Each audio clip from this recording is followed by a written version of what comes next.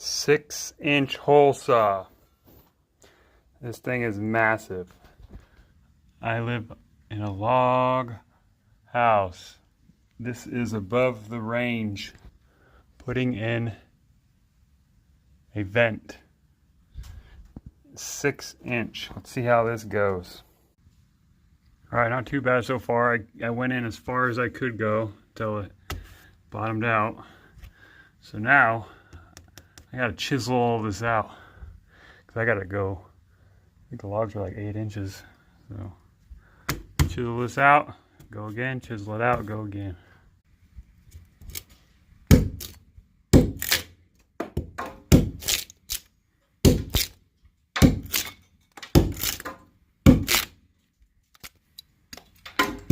Once I get all this out, I'll go again. There's the final product.